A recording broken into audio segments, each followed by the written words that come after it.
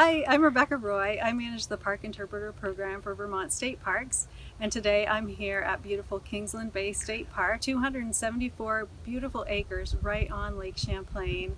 Kingsland Bay is a gathering place responsible for our freedoms and holds our living memories, and it's been a gathering place for over 12,000 years.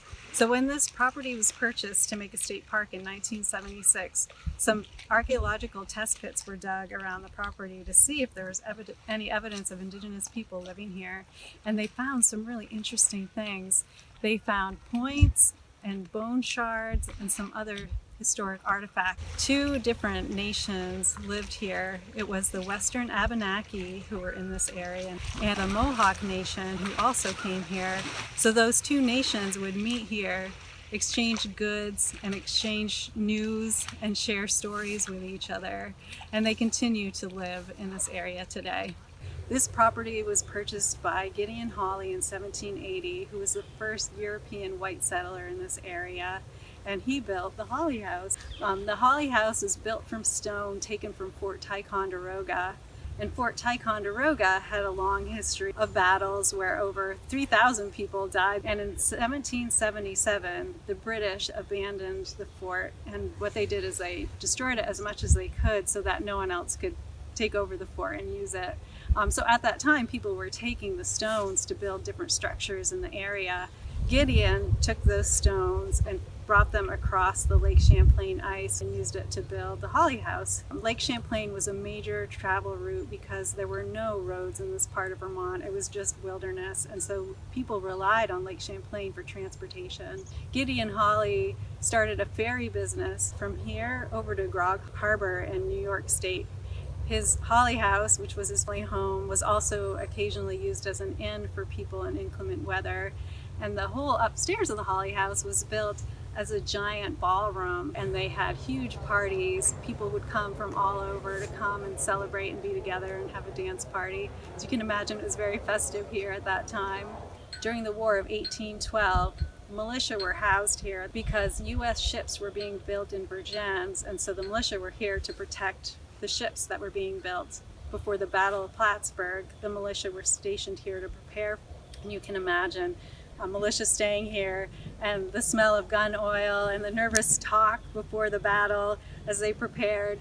And Gideon Hawley was 50 years old at the time, and he and three of his oldest sons went and fought in the Battle of Plattsburgh. And the younger children hid in the treed swamps here at Kingsland Bay and hid during the battle, and they would have been able to see the battle from here. Gideon was hurt and came home here to the Hawley House, and then about 3 months later he unfortunately died of his injuries from the battle. Freedom was hard won by Gideon Hawley and his family, but because of him and this place, because of Kingsland Bay, we enjoy the freedoms that we have today. Travel on Lake Champlain was less important because a lot more roads were built in the area. The Hawleys ended up closing down their ferry service and selling the property, and this property became a family farm for about 50 years. One of the main families that farmed here was the Kingsland family, and their name stuck to the bay, and that's why it's called Kingsland Bay today. And they lived in the Hawley House, and I wonder if they experienced some of the mysterious things that we do today. After it was a family farm, a priest, Pierre Cambeau, came here, felt God's presence here, so he bought the property and made it into a monastic retreat, which meant that it was a place where Catholic priests could come and rest and rejuvenate and reconnect. A bell tower was built on the Hawley House. The priests stayed in the Hawley House, and every evening at sunset, they went up underneath the bell tower and chanted vespers as the sun sunk down behind the Adirondack Mountains.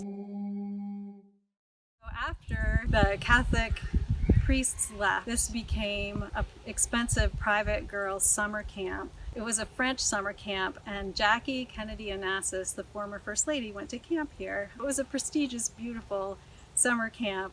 So after it was a summer camp, the summer camp closed in 1974, and then the state purchased it to make a state park in 1976. And the state saw the value in protecting such a beautiful piece of the shore of Lake Champlain and preserving the memories here.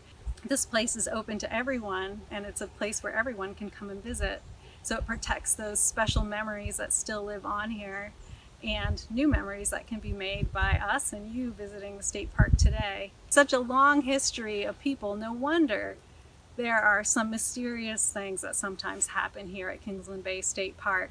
A photographer took a picture of the Holly House, and there was a face looking out one of the upstairs windows. And at the time, the Holly House was locked and closed, and so no one was really in there.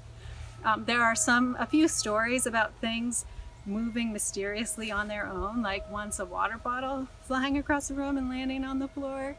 And then some people talk about voices being heard in some of the other buildings when no one else is in the building. And so these living memories can carry on because we have a state park here.